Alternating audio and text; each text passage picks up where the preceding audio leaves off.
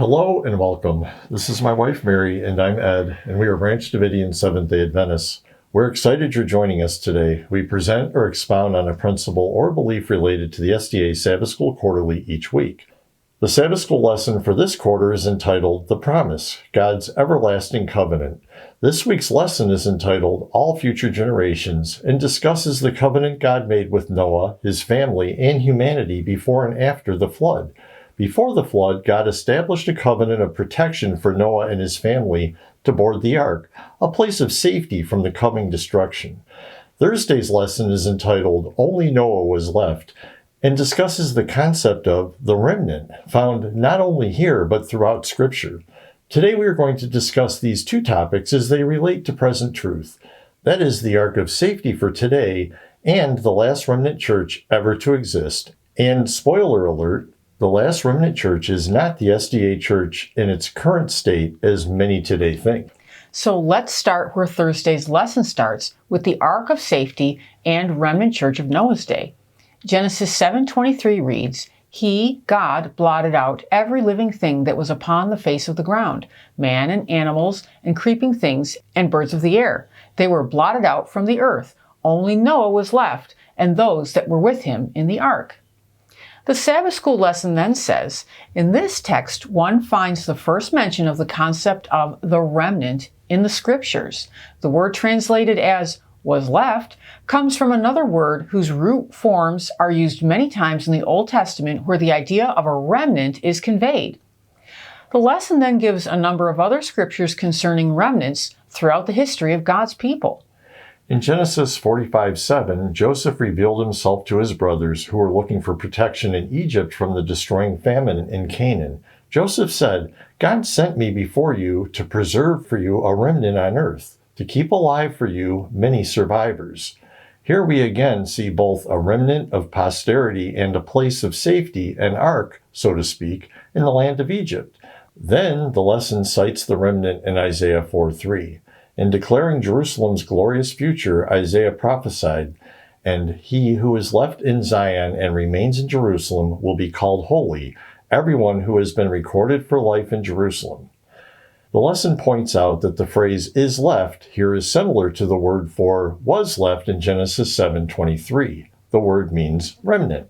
Next, Isaiah 11:11 reads, In that day the Lord will extend his hand yet a second time to recover the remnant which is left of his people.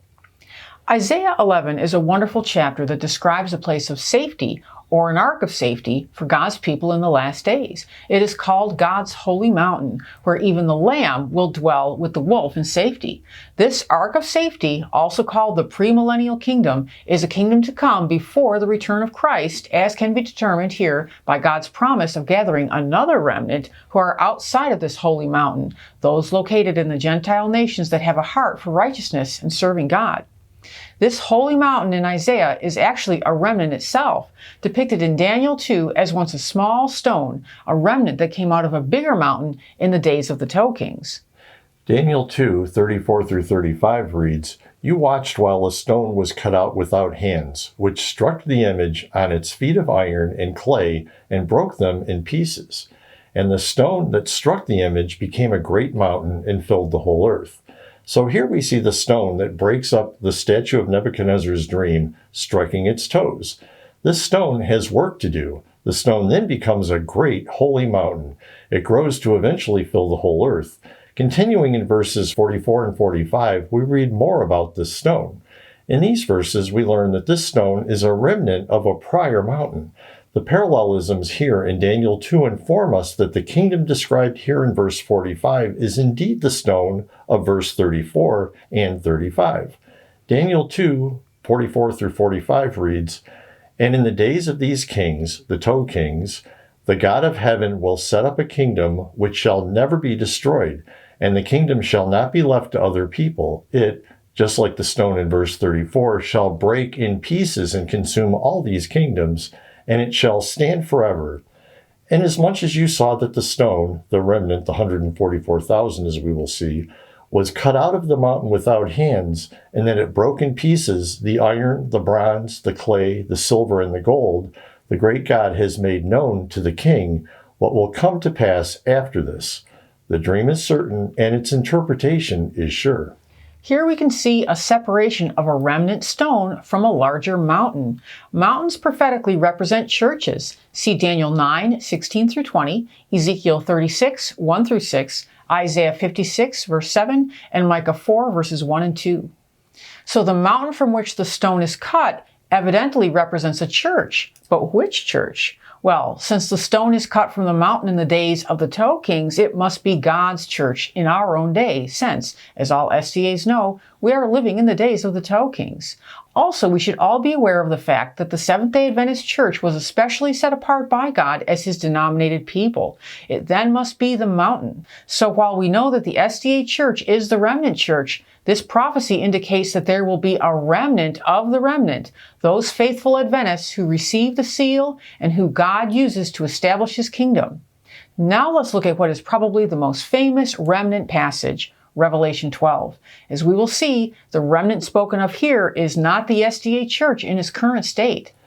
Revelation 12, 13 through 17 reads, Now when the dragon saw that he had been cast to the earth, he persecuted the woman who gave birth to the male child. But the woman was given 2 wings of a great eagle, that she might fly into the wilderness to her place, where she is nourished for a time and times and half a time from the presence of the serpent. So the serpent spewed water out of his mouth like a flood after the woman, that he might cause her to be carried away by the flood. But the earth helped the woman, and the earth opened its mouth and swallowed up the flood which the dragon had spewed out of his mouth. And the dragon was enraged with the woman, and he went to make war with the rest of her offspring, who keep the commandments of God and have the testimony of Jesus Christ. As SDA should know, the wilderness period of time, times, and half a time prophetically denotes the period of 1,260 years of the Dark Ages, from 538 BCE to 1798 CE, in which the woman, God's ever-living church, was protected in the wilderness out of the serpent's reach. After this period of time, Scripture teaches that the serpent successfully spewed water like a flood into her, hoping to overtake her and sweep her away. This plan would have worked, but God helped His church by opening the earth and swallowing the flood. The dragon then becomes enraged by this turn of events and can no longer persecute the woman because she is obviously once again out of his reach. He then does the next best thing, which is to wage an attack on the rest of her offspring, or the remnant of her seed, who keep the commandments of God and have the testimony of Jesus. Now, there is a lot here, so let's go deeper into some of the symbolism and typology it represents. First, let's look at the symbolic meaning behind the flood. Now, what do waters represent in Scripture? Yes, it is multitudes of people. Revelation 17:15 reads, Then he said to me, The waters which you saw where the harlot sits are peoples, multitudes, nations, and tongues. So here too, the flood also represents multitudes of people. In this case, unconverted people, since they are sent by Satan, flooding into the church, the woman. Yes, Satan's plan to destroy the church that arose after 1798 was to flood it with unconverted people, lots of them. Ellen White said, in the Revelation, all the books of the Bible meet and end. Therefore, we should be able to see these scenarios in Revelation 12 described elsewhere in the Bible. In this case, the scheme of Satan flooding God's ever-living church with unconverted people. And secondly, we should find a type for the earth swallowing a flood of unconverted people in order to save it. This scheme of Satan's can also be seen in the parable of the wheat and the tares in Matthew 13:24 through 30, which reads, The kingdom of heaven is like a man who sowed good seed in his field. But while men slept, his enemy came and sowed tares among the wheat and went his way. But when the grain had sprouted and produced a crop, then the tares also appeared. So the servants of the owner came and said to him, Sir, did you not sow good seed in your field? How then does it have tares? And he said to them, An enemy has done this. The servant said to him, Do you want us then to go gather them up? But he said, No, lest while you gather up the tares, you also uproot the wheat with them. Let both grow together until the harvest. And at the time of the harvest, I will say to the reapers, First gather together the tares and bind them in bundles to burn them, but gather the wheat into my barn. Here we see the exact same scenario as presented in Revelation 12:13 through 17. That is, the enemy tries to destroy the kingdom of heaven by sowing tares, the unconverted, into the church. Notice that there is a separation that will occur between the wheat and the tares in this parable, done at the harvest time by the reapers. Notice, too, there is a place of safety for the wheat, an ark, so to speak, which is, in this case, God's barn. So, before the harvest, the church depicted here has wheat and tares mingled together, not unlike the church of Revelation 12:17, before the earth helps her. Similarly, Matthew 13:47-50 reads, "Again, the kingdom of heaven is like a dragnet that was cast into the sea and gathered some of every kind, which, when it was full, they drew to shore. And they sat down and gathered the good into vessels, but threw the bad away. So it will be at the end of the age. The angels will come forth, separate the wicked from among the just, and cast them into the furnace of fire. There will be wailing and gnashing of teeth." So here we again see a scenario of the church commingled with good fish and bad fish. But no, like all the other stories, there is a separation to take place. And again, there is a place of safety, an ark, so to speak, for the good fish, the vessel in which they will be gathered into. Notice this place of safety is given to the good fish before the furnace of fire. Now, how about a type for the earth swallowing a flood of unconverted people in order to save it? The type for this event can be seen in the story of Dathan and Abiram in Numbers. It reads, "Moses and Aaron fell face down and cried out, 'O God, the God who gives breath to all living things, will you be angry with the entire assembly when only one man sins?' Then the Lord said to Moses, 'Say to the assembly, move away from the tents of Korah, Dathan, and Abiram.' Moses got up and went to Dathan and Abiram, and the elders of Israel followed him. He warned the assembly, 'Move back from the tents of these wicked men. Do not touch anything belonging to them, or you will be swept away because of all their sins.' As soon as he finished saying all this, the ground under them split apart, and the earth opened its mouth and swallowed them and their households. They went down alive into the realm of the dead with everything they owned. The earth closed over them, and they perished and were gone from the community." These examples should be enough to show that the woman in Revelation will be purified by the separation of the unconverted from the converted, the tares from the wheat, the bad fish from the good fish. So who are the good fish? Who are the wheat? Who are the righteous that are left after the wicked in the church are destroyed? As we hinted earlier, they are the 144,000. Ellen White describes this in Testimonies for the Church, Volume 3, pages 266 through 267, which we recommend you read. There she describes the destruction of the wicked in the church as represented in Ezekiel 9, and makes plain that those who received the seal and who survived the destruction are the 144,000. This is why they are called the remnant. They are those who remain after the wicked are taken away. Remember how in Daniel 2, the stone grew to become a great mountain? That is because the 144,000 are only the first fruits, Revelation 14:4. And after the church is purified, their numbers are to swell due to a great multitude of new, genuine converts, see Revelation 7:9. Now, we need to address the fact that in Revelation 12, we have a case of shifting symbolism. In other words, the symbols that apply to one group at one time, later, at a different time, apply to a different group. This is normal for any prophecy that covers a large period of time. The woman during the 1260 years, for example, was not made up of the same people during that entire period. Obviously, there were many generations during that time, and the church had some people leaving and others joining. Over time, the actual people symbolized by the woman changed. The same thing is true of the woman and the remnant before and after the earth swallows the flood. Before the earth swallows the flood, the woman represents the members of the SDA church at the time of the separation of the righteous and the wicked in the church.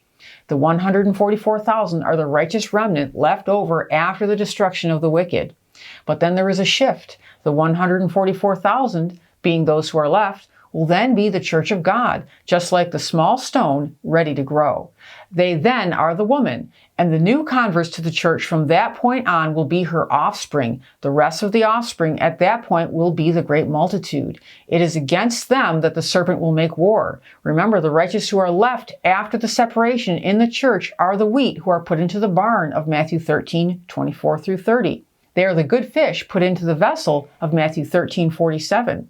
In other words, they are put into God's latter-day ark of safety, the premillennial kingdom spoken of in Isaiah 11. This will be the kingdom of God on earth as it is in heaven, but it doesn't cover the whole earth at once. When it begins, it will just be in the promised land. This is the place from which the 144,000 are to evangelize the world, according to Revelation 14. As Seventh-day Adventists, we often focus on the darkness of the last days, but we forget that, as it was in the days of Noah, so will it be in the last days. Yes, there will be darkness and persecution, but there will also be an ark of safety. Ellen White said, "It is impossible to give any idea of the experience of the people of God who shall be alive upon the earth when celestial glory and a repetition of the persecutions of the past are blended." We need to become aware of the fact that it won't be just persecution, there will also be celestial glory. Yes, the 144,000 will have their trouble, known as the time of Jacob's trouble. But the one place in the Bible that actually uses the phrase, Jeremiah 30, says that they will be saved from their trouble and returned to the promised land where there will be a kingdom of peace. After this, the great multitude will also have their time of trouble while living among the nations who will at that time be controlled by Babylon the Great. But God will call them out of Babylon into his ark of safety. For more on these topics, please see our videos in the end screen and linked in the description below. Thank you for staying with us through the entire video. We invite you to visit our website, www.bdsda.com, to learn more about who we are and, just as important, who we are not. Please join us each week as we will continue to offer new and interesting insights for your Sabbath School studies. God bless. Many blessings.